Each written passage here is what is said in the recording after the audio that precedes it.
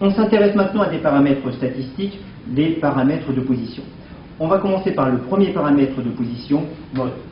Le mode. Un mode, qu'est-ce que c'est? C'est une classe où l'effectif est le plus important. Ici, c'est la deuxième classe, parce qu'en effet, 8, c'est l'effectif de la deuxième classe, et c'est bien plus important que 3, 5 et 4. Donc ici, 160, 170, 170, c'est donc la classe où l'effectif est le plus important. Alors on peut avoir plusieurs modes éventuellement. Si par exemple la dernière classe 180, 190, nous avions eu aussi également 8, eh bien nous avons eu deux classes modales. Donc il peut arriver qu'on ait plusieurs modes. Ici nous avions un cas où il y a un seul mode. Le deuxième paramètre de position s'appelle moyenne, que vous connaissez, qu'on note x bar avec une barre au-dessus de x, et au niveau interprétation statistique, c'est un paramètre de centrage. Donc c'est un paramètre de position. Paramètre de centrage, ça veut dire que c'est tout simplement un centre parmi toutes les valeurs, toutes les tailles, parmi les 20 tailles possibles. Alors donc, comme on calcule cela, vous savez le faire, x bar, donc c'est la moyenne, donc c'est bien la somme de toutes les tailles, dans le cas discret, qui correspond à votre calculatrice, c'est le cas élémentaire, c'est donc égal à 158 plus 177 plus la dernière valeur 150, etc., plus 150 divisé par la taille de la population qui est égale ici à 20. Donc le cas discret va me permettre d'obtenir, avec ma calculatrice, tout simplement, le résultat de la moyenne sur les 20 valeurs. Alors on peut introduire une formule que vous allez devoir connaître par cœur, de la façon suivante. Donc on écrit x bar égale 1 sur n, parce qu'on introduit d'abord la division, et on va dire que c'est la somme x1 plus x2 plus etc. des pointillés xn, x1 étant la réponse du premier individu, donc c'est la taille du premier individu, 158, x2 c'est 177, xn, où n ici est égal à 20, la taille de la population, c'est donc égal à 150, la dernière valeur qui est là. Alors, on va introduire maintenant la formule à connaître par cœur en écrivant une lettre qui s'appelle sigma, qu'on trouve dans le logiciel Excel, qui veut dire somme. Donc sigma, c'est le S grec, que nous notons de la façon suivante, en disant que tout simplement, ça va être la somme de x1, x2, xn. On note la somme des xi, où i est un indice muet. On dit que i égale 1, comme première valeur, et l'indice muet va de 1 à n.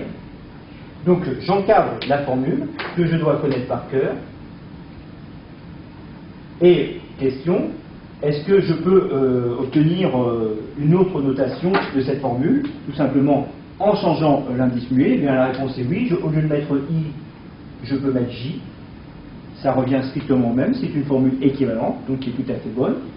J'aurais pu mettre à la place du j, j'aurais pu mettre un mot, par exemple Titi. Alors ça fait assez humoristique, mais rigoureusement, si j'écris cette formule-là, eh bien elle est équivalente, elle est bonne. Alors pour respecter les notations standards, je vais revenir à la notation en prenant comme indice muet i, d'accord, en écrivant toujours i égale 1, c'est-à-dire correspondant au premier terme, toujours i égale 1, jusqu'au dernier terme, ici n égale 1, xn.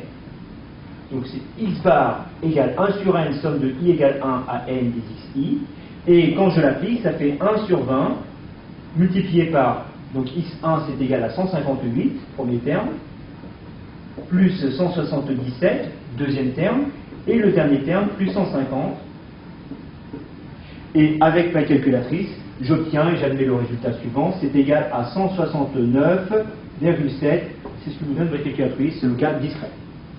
Maintenant, est-ce qu'on peut passer maintenant à l'autre cas de figure où on utilise le tableau statistique, c'est-à-dire le cas continu classé? Alors, le cas continu classé correspond à une approximation de la formule. En effet, dans le cas continu classé, la moyenne, x bar, va se calculer de la façon suivante. On va faire une approximation de la façon suivante en disant que, en gros, toutes les valeurs entre 150 et 160, je vais dire que c'est égal à 155, le centre de classe. Il y en a combien de valeurs? Il y en a 3. Donc, comme je dois faire la somme de tous les termes, il y a déjà les termes dans cette classe-là, donc c'est x1, où cette fois-ci, x1, c'est le centre de classe de la première classe, ça n'a rien à voir avec le cas discret, où x1 c'est égal à 158, x1 est égal à 155, multiplié par n1, n1 est égal à 3, plus je dois additionner maintenant toutes les réponses entre 160 et 170, je dis que en gros c'est égal à x2, où x2 c'est le centre de classe, et il y en a combien? Il y en a 8, n2, plus x3 fois n3, plus x4 fois n4.